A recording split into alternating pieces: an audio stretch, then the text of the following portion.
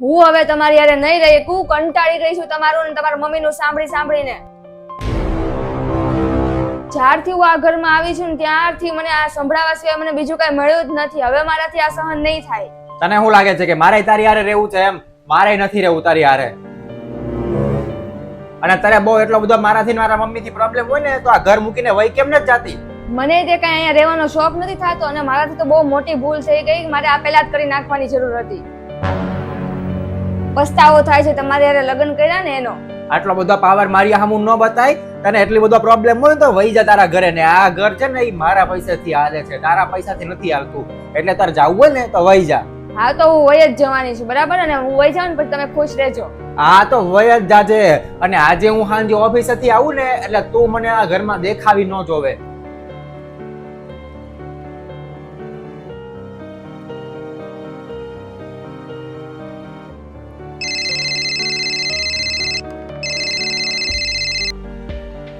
હા બેટા, કેમ છે? કાંઈ બરાબર નથી અને હું આ વ્યક્તિ હારે રહીને કંટાળી ગઈ છું. એકલો રોજ ને રોજ ઝઘડો જ કર્યા રાખે છે, બીજું કાંઈ એને આવડતું જ નથી ને એકલું સંભળાવ્યા જ રાખે છે ઈ ને એના મમ્મી. હવે હું ઘરે આવું છું, બસ મારાથી અહીંયા નહીં રહેવાય.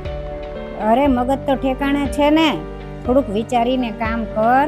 પતિ પત્નીના ઝઘડામાં તો આવું હાલ્યાત કરે, એમાં એવું ન કરાય. એનો અર્થ એવો નથી કે ઘર છોડીને આવતું રહેવાય, એવું ન કરાય. આ જો તારી બેનનું જોતું, હજી આ જો છૂટાછેડા થઈ ગયા ને હજી આઈને બેઠી છે ને, જોયું ને તે? અને એને હજી કેટલો પસ્તાવો થાય છે અને તોય તારે હજી એવું જ કરવું છે? અને સમજીને હંપીને બેય રહ્યો, શાંતિથી રહ્યો. અને છે ને આવે ને હાંજે જમાય તો એની માફી માગી લેજે. આ બધા ઝઘડા ને એવું બધું તો હાલ્યા જ કરે સંસારમાં. તું તારી રીતે એને મનાવી લેજે ને શાંતિથી રહેજે. મમ્મી એ બધું સરખું થાત ને તો હું કરી નાખે, પણ હવે છે ને સહન થાય એમ જ નથી. બહુ હેરાન કરે છે એટલે હું તો ઘરે આવું જ છું બસ. અરે પણ તું વિચાર તો ખરી કે ઝઘડા કોના ઘરમાં નથી થતા? બધાના ઘરમાં અત્યારે થોડો થોડો નાનો મોટો ઝઘડો તો હાલ્યા જ કરતો હોય. અને તે તો જોયું નથી, તારા પપ્પાને મારી યાર કેટલી વાર ઝઘડો થાય છે. તો હું ઘર છોડીને વહી જાઉં છું? અને જો બધા એવું જ તે કરવા માંડે, ઘર છોડીને વયા જાય તો કોઈનું ઘર રે? જો કાન ખોલીને સાંભળી લે, તારે 2-3 દિવસ આવવું હોય તો તું તારે આવી જજે, પણ લડાઈ ઝઘડા કરીને અહીંયા આવવાની કાંઈ જરૂર નથી. એવું કરીને આવીશ ને તો આ ઘરના દરવાજા તારી માટે બંધ છે. અને જમાઈની હારે શાંતિથી વાત કર, એને સમજાવ તો બધું હરખું થઈ જશે. ઈ તો થોડીક વાર માટે હોય, પછી તો બધાનો ગુસ્સો નીકળી જાય, પછી કાંઈ એવું ન થાય. એટલે તું ધ્યાન રાખજે અને એવી રીતે રહેજે. હા હા, ના હું પહોંચી ગયો ઘરે. સારું, ચાલો કાલે મળીએ. આવી ગયા તમે? તમે બેઠો, હું તમારા માટે પાણી લઈને આવું છું. આને શું થઈ ગયું? કેવો રહ્યો તમારો આજનો દિવસ? ઠીક હતું, થોડુંક કામ હતું. અને સવાર માટે સોરી, હું થોડોક વધારે બોલી ગયો હતો. ના ના, ભૂલ તો મારી હતી. હું થોડુંક વધારે જ બોલી ગઈ. હવેથી આગળથી આવું કોઈ દિવસ નહીં કરું. સોરી. હા, એ વાત એ છે કે ભૂલ બેયની હતી. હા મમ્મી.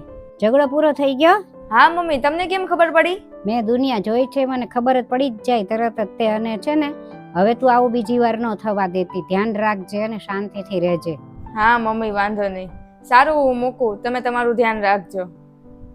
તારા મમ્મીનો ફોન હતો? હા. હું ઓફિસમાં હતો ને ત્યારે તારા મમ્મીનો મારી ઉપર ફોન આવ્યો હતો. અને જ્યારે કોઈ માતા પિતા એની દીકરીનો સાથ આપે ને, આવું કોઈ કારણ, આવું કોઈ થયું હોય ત્યારે, તો એ એની દીકરીનો સાથ નથી આપતા. એ એની દીકરીનું જીવન બરબાદ કરે છે, એનું લગ્ન જીવન બરબાદ કરે છે.